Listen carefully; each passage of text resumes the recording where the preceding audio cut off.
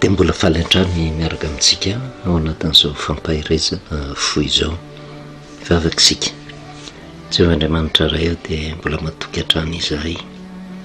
fa tsy miala aminay ny fitiavanao sy ny famondramponao aminay, satria fantatrao ny ady mafy izay atrehan'ny vahoakanao amin'izao andro faran'izao. Tsy fisikana ny adaetan-drano, faorena maro isan-karazany, tsy fandriam-pahalemana,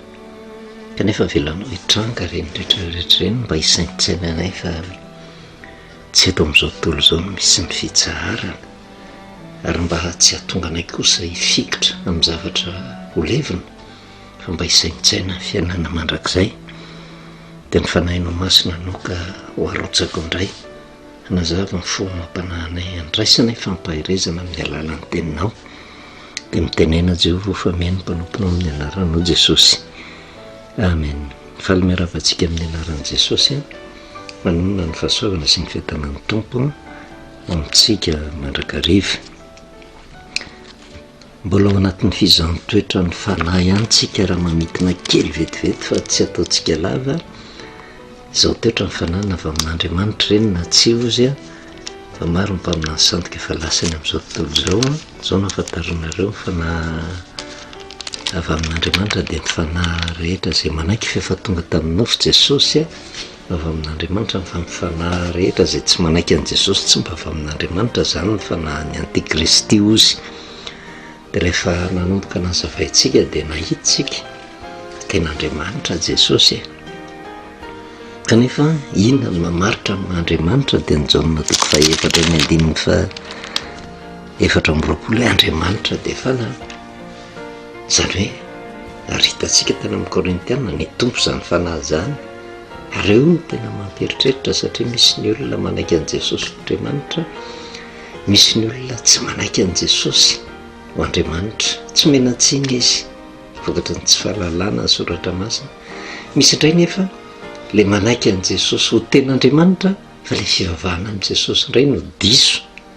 dia mbola tsy mahalala ny marina izy. Misy nefa tena miziriziry hoe tsy Andriamanitra Jesosy, misy famarinany kely koa nefa ilay zavatra teneniny fa ny tsy fahafantaran'ny soratra masina mahatonga azy manao an'izay. Ary teo no nahatonga antsika hoe raha vao miresaka fizaham-toetra ny fanahy dia mamantatra ihany koa, fantatritsika avy ny Jesosy izay hivavahantsika io. Na inona n'inona dia tsy haintsika hoe aketintsika ho Andriamanitra izy na lafintsika tsy ho Andriamanitra, raisitsika fa misy famarinana kely daholo izany. Fa na mino an'Andriamanitra ilay olona fa diso ny fivavahana, mino an'i Jesosy ilay olona fa diso ny fivavahana amin'ny Jesosy dia tsy azo hompamonjena ihany izany. Kanefa raha miziriziry koa ilay olona hoe tsy Andriamanitra Jesosy dia misy marina kely ihany koa izay, sainga misy tsy fantany koa ny soratra masina. Fa ny tanjona kendrentsika dia ny ampahiry antsika ka ahafantarantsika ny Andriamanitra izay nivavahantsika. Inona moa no nahatonga antsika niresaka an'izay dia mitodika ao amin'i Jesosy, dia mijery ilay hafatra napetraka Jesosy satria famantarana fizaham-toetra ny fanahy. Satria hoe Jesosy tonga tamin'ny nofo dia fantatritsika fa Andriamanitra miaraka nonona tamin'ny olona tete amin'ity zao tontolo izao ty. Ary ny antony nahitantsika, nahitan'izao tontolo izao an'i Jesosy nitafinofo teto amin'ity zao tontolo izao ty dia mba hiorenan'ny fonan'ny olona tena misy zany Andriamanitra izany, fa ny fahafantarana an'i Jesosy manjavozavo amin'ny olona. Ary izay no nisarika antsika taria amin'ny Jaona toko 4 sady manambara ny fisian'Andriamanitra ny hafatra raingezabe izay tokony fantaritsika ny Jaona toko 4 ny andiny 7:20 sy 14:20. Ary tsy nisy niakatra avy any an-danitra ozy afa-tsy ilay nidina avy tany an-danitra dia ny zanak'olona izay any an-danitra.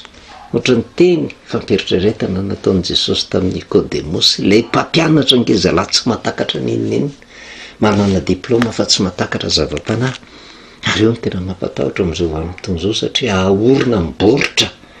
ny fidoriana ny filazantsara. Ianarina ny ampianarina fa tsy vitanao izany mamantatra ny zava-miafy ny tenin'Andriamanitra raha tsy ny fanahin'Andriamanitra no mampafantatra anao ny marina. Kanefa io fanahin'Andriamanitra io indray tsy arak'izay itiavantsika azy. Fanan'Andriamanitra io dia ny olona zay nandray azy no mahafantatra azy, tsy anaovana démonstration io. Ary manana ny olona safidiny manokan'Andriamanitra mba hampahafantarina ny zava-miafy ny teniny. Ary Andriamanitra rehefa mampianatra ny ilaina ny mianatra, fa rehefa ilaza ny zava-miafy ny tenin'Andriamanitra dia zao Andriamanitra no mampianatra fa tsy olombelona. Noho izany tsy refesina amina diplôma io zay efa niresahantsika teto hoe tsy nisy nahitaka amin'ny Paoly apôstôly ange ireo apôstôly ireo hoe fa rehefa tena niona tamin'i Jesosy izy dia natao taim-boraka zany no fioarany fahalalana an' Jesosy ozy ny filazany azy, satria tena zavatra tsy takatry ny sainy mihitsy. Tany am-piandohana nandeha izy nitory filazantsara, nanenjika ny kristianina izy, nandeha araky ny diplôma nananana izy, fa rehefa niona tamin'i Jesosy tena tsy izy daholy. Le zavatra tena nitokiny tamin'izany vanim-potoana na dia nandeha tamin'ny kitsipo nanompo an'Andriamanitra ary izy. Aty amin'ny Jaona 3 tsy nisy niakatra ao any an-danitra fa tsy ilay midina avy tany an-danitra ozy dia ny zanak'olona zay avy any an-danitra zay ny mampiseho hoe milohan'ny dinan'i Jesosy teto dia efa tany izy. Fa niresahantsika resaka ny fanaovany tamin'i Jesosy ianao ve mbola tsy ampy 30 taona akory dia milaza fa tsy ampy 50 taona akory dia milaza fa efa nahitany Abrahama. Zay le toe-tsain'ny Jiosy, ary zay mitarika an'le fivavahana judaisme tsy manaky an' Jesosy ho Andriamanitra. Le toe-tsaina tamin'izany vanim-potoana zany ihany mbola miverina ankehitriny. Tsy ny 14 tahaka ny nanandratany Mosesy menarana tany anefitra ozy ny tsy maintsy nanandratana ny zanak'olona mba hanana fiainana mandrakizay zay rehetra. Mino azy misy fampitahana nataon'i Jesosy. Ary izay le hoe fanandratana nanandratany Mosesy menarana zay any anefitra no tsy maintsy nanandratana ny zanak'olona. Izy moa tsy mahafantatra an'izany ny kristianina, fa fampitahana n'le menarana na anton'izay Mosesy tamin'ny hazo lava baika avy amin'Andriamanitra ampitahina amin'ny Jesosy ny antona teo amin'ny hazo fijaliana. Ary zay indrindra no nahatonga amin'ny Paoly apôstôly tena hiteny, satria niafatra ny filazantsara dia miorina ny famonjena vita an' Jesosy Kristy. Ao amin'ny Korintianina 2:2 dia zao tsara ny tenenin'ny Paoly apôstôly. Korintianina 2:2 ny 9:4 hatramin'ny 5, ny tsy hafantatra zavatra hafa teo aminareo aho ozy afa-tsy Jesosy Kristy indrindra fa izy voaomby tamin'ny hazo fijaliana. Io ny fototra ny fitoriana ny filazantsara. Rehefa mitory filazantsara tsy izay hohanina, zay hotafiana, zay hosotroina, vola, arena, voninahitra, tsy izay fa Jesosy Kristy voaomby tamin'ny hazo fijaliana. Fantatra ve le zava-miafina? Ary io le teneniny ary amin'ny fizan'ny toetra amin'ny fanahy. Fanahy rehetra zay manaiky fefa tonga tamin'ny nofo Jesosy ny dikan'izay tsy le fahavelomany fotsiny, tsy izy teraka teto fotsiny, fa le fiainana nandalovany teto amin'ity zao tontolo zao ty. Azon'ny olona ve miafatra nampitaina tao anatin'izay? Fa tena profo fa tena misy Andriamanitra niara-niaina tamin'ny olona izy, fa inita maso iny izy. Dia zay ny tsy fantatry ny olona. Dia io no mahatonga amin'ny Paoly apôstôly hoe tsy tao anatin'ny fitoriana filazantsara nataony dia ninitsy hafantatra zavatra fa teo aminareo izy afa-tsy Jesosy Kristy indrindra fa izy voaomby tamin'ny hazo fijaliana. Kanefa mampieritreritra le teny soratany ary zao izy raha tany aminareo azo ny fahalemena sy ny fatahorana ary ny fangovitana be. Ary ny teniko sy ny toro-teniko izy dia tsy mpampi tamin'ny teny fahendrena mahataona fa tamin'ny fanehoana ny fanahy sy ny hery mba tsy horena ny finoanareo amin'ny fahendren'ny olona fa amin'ny herin'Andriamanitra ihany natahotra izy. Satria le zavatra azony tsy zavatra nianarany, tsy ny fahendren'ny olombelona, tsy resaka diplôma, fa fanehoana ny fanahy, zavatra nomen'ny fanahy azy zay sarotra ny mandresy lahatra ny olona ny amin'izany zava-panahy zany dia azo ny tahotra sy ny fangovitana be, satria vao mitory teny fotsiny dia ny zavatra ataon'ny olona hoe inona mba diplôma an'ireny, fa tsy ho azon'ny olona mihitsy hoe nampianary ny fanahy. Kanefa inona ny tanjonakendreny mba tsy horena ny finoanareo amin'ny fahendren'ny olona ndikazay hoe tsy horena ny finoanareo amin'ny fahendren'ny olona amin'ny fahaizany zanak'olombelona tsy ahorona amin'izany ny fitoriana filazantsara fa amin'ny herin'Andriamanitra ihany vao miresaka herin'Andriamanitra dia ny fanahy izay mampianatra ary zay ny anton'ny fitoriana filazantsara fitomanan'ny olona anaiky izay le fampianarany fanahy zay. Ny zavatra tenenin'ny Paoly dia manamafy ny tenin'i Jesosy hoe tahaka nanandratany Mosesy ny menarana varana tany anefitra tsy maintsy nanandratana ny zanak'olona dia nitsindriany Paoly ninitsy hafantatra zavatra hafa teo aminareo afa-tsy Jesosy Kristy izy indrindra fa izy vao omby teo amin'ny hazo fijaliana izany hoe ao ny fototra ny filazantsara kanefa tsy ho azontsika zany satria ny olona vao miresaka hoe indrindra fa izy vao omby teo amin'ny hazo fijaliana dia Jesosy ny antona teo amin'ny hazo fijaliana fotsiny ny fantatry ny olona izany tsy manaiky an'izay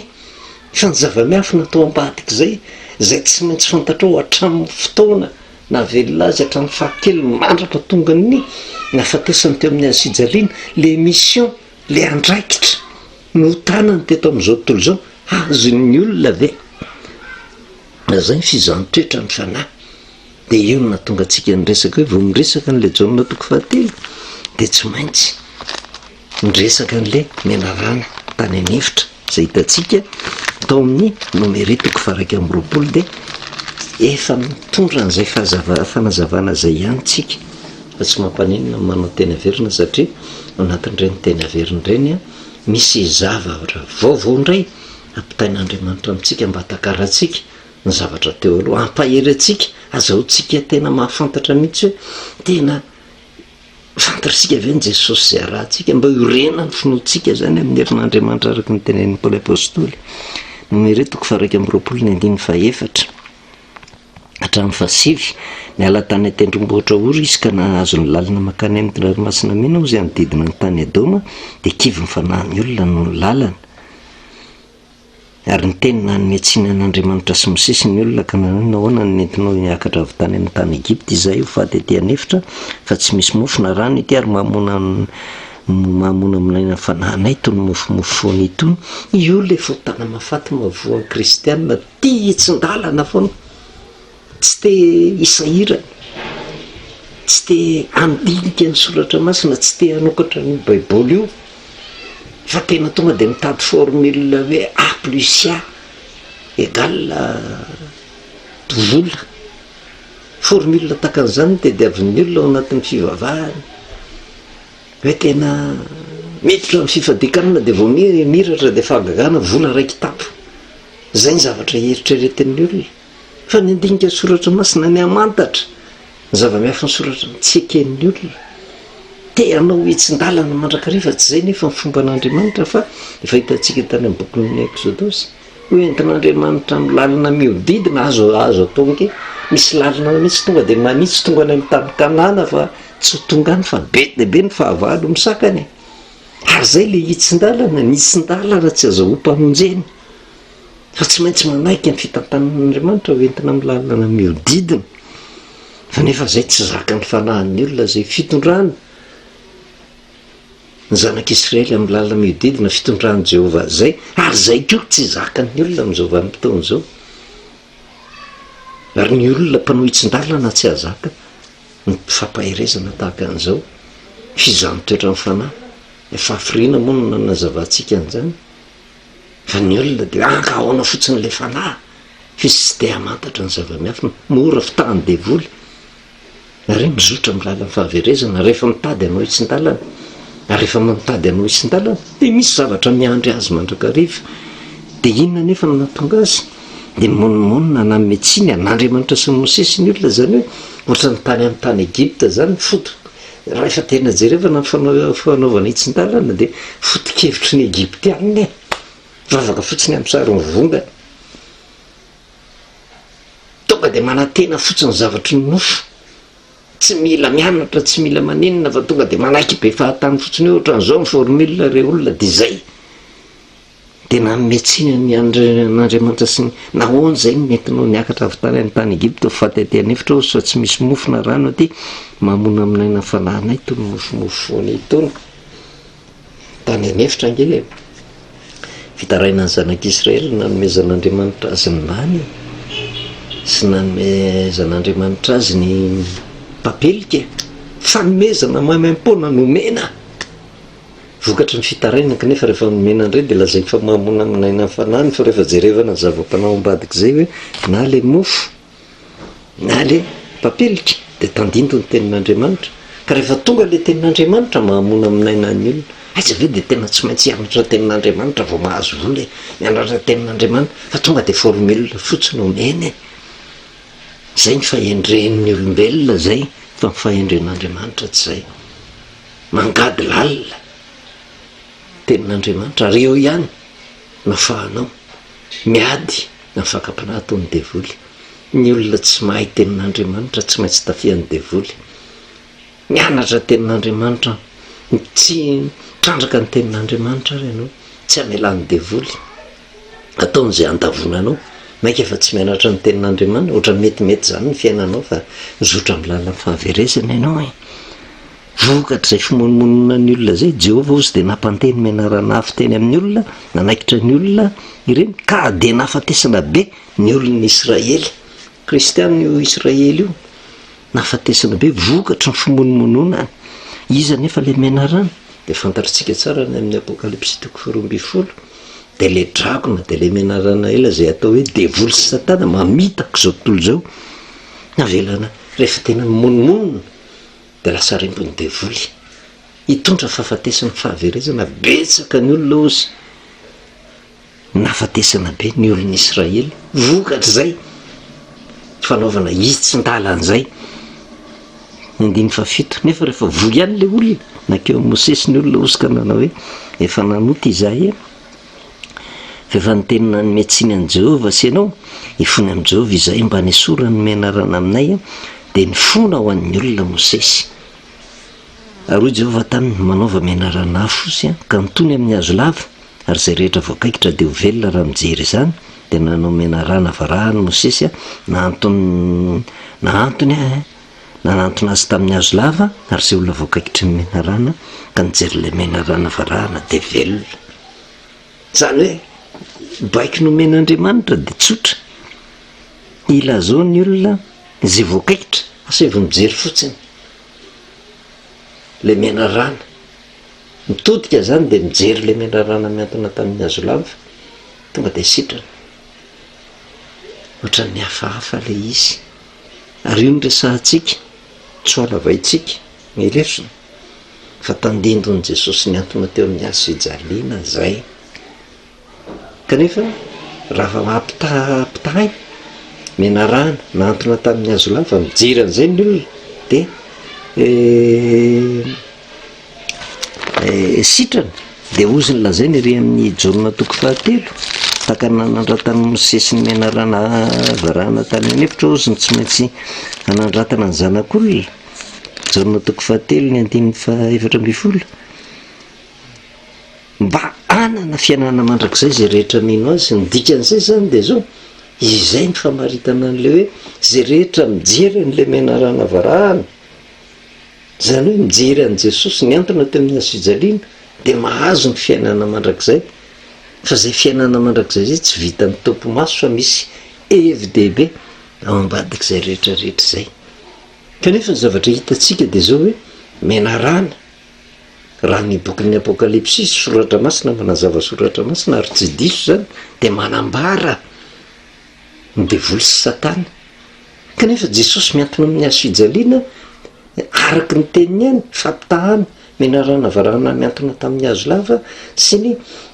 Jesosy niantona teo amin'ny hazo fijaliana tenin'i Jesosy no milaza an'izany dia le hazo lava mira hazo fijaliana menarana mira le Jesosy nombona teo amin'ny hazo fijaliana dia menarana nefa midika ny devoly dia mibaraingy mipetraka devoly arave Jesosy fa mety mahatakatra an'izay ihany ny olona zay tsy mino an' Jesosy ho Andriamanitra dia hoe tsy azo ivavahany Jesosy dia misy fahamarinany kely ihany le teniny fa tsy fantany zava-miafy no ambadika le izy dia manjary manao blasfemia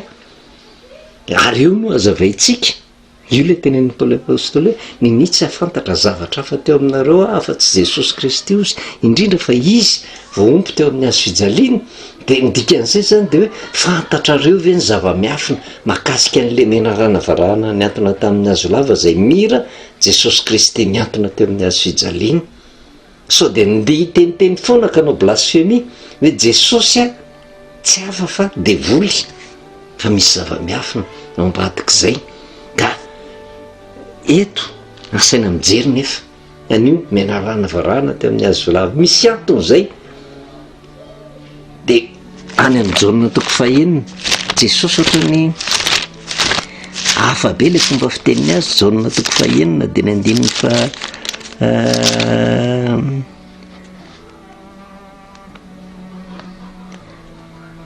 fa efapolo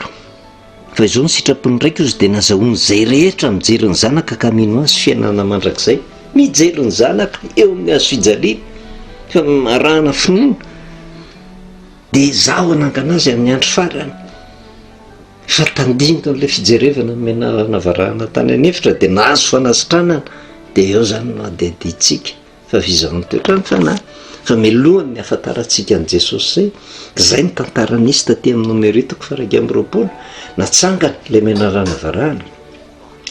fa niterakinina teo amin'ny zanak'Israely zay menarana varahana natsangana tamin'ny hazo lava zay. Dia hojerevantsika aloha zay